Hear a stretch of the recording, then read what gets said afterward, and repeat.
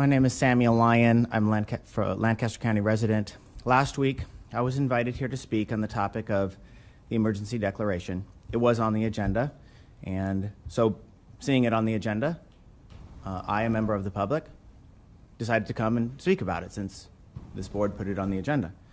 However, when I got here, I was told by the chair that no one was allowed to speak on the matter because it was on the agenda.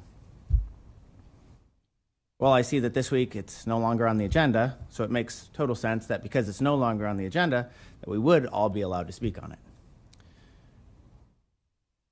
Have you ever had somebody try to explain something to you that didn't make sense? I feel like our whole country has suffered from years of it doesn't make sense, but we all have to do it anyway. I spoke earlier on the mental health crisis that's facing our county and our nation.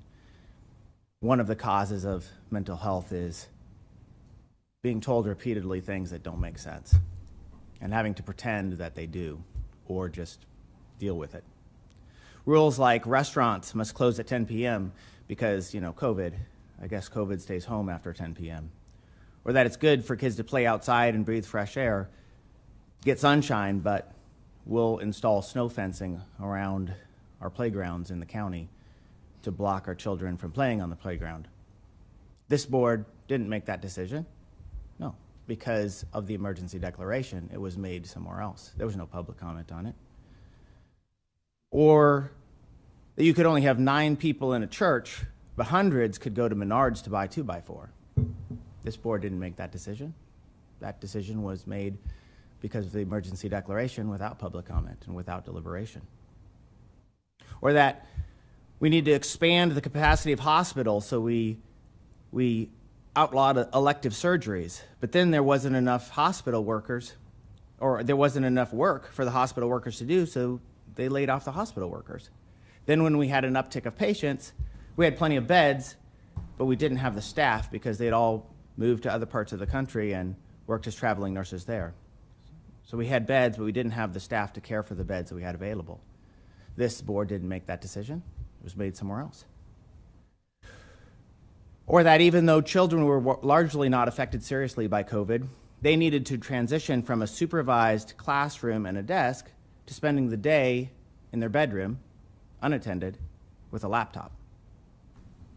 That wasn't made at this board. There was no public comment on that. There was no deliberative process. That was made because of the emergency declaration by the executive branch. Or almost overnight, it became too dangerous for our children to play sports. Well, almost all sports, except for tennis. Tennis is okay, of course, because you play tennis outside. Except if you play tennis inside, it's also okay.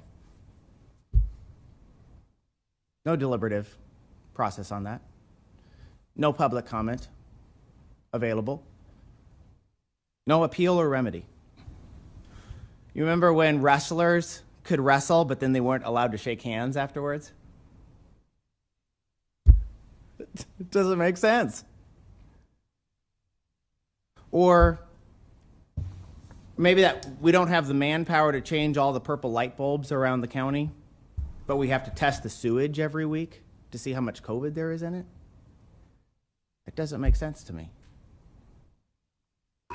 I have to admit that these are things that don't make sense.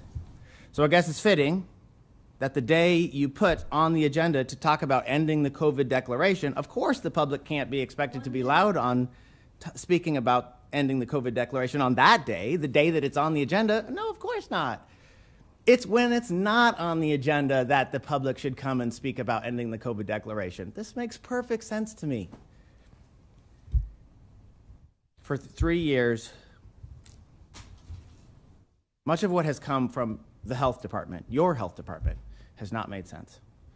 Some people were not allowed to attend their loved ones' births, deaths, weddings, funerals, church services. Because the emergency declaration, all citizens understood that restrictions could be made or changed unilaterally, without public comment, without a majority vote, without deliberation from this board or any other elected body. And the restrictions were arbitrarily and without appeal or relief. Emergency declaration should be just that, for emergencies. We're long past that point, and it needs to end. Thank you. Is there anyone else to come forward and speak in public comment?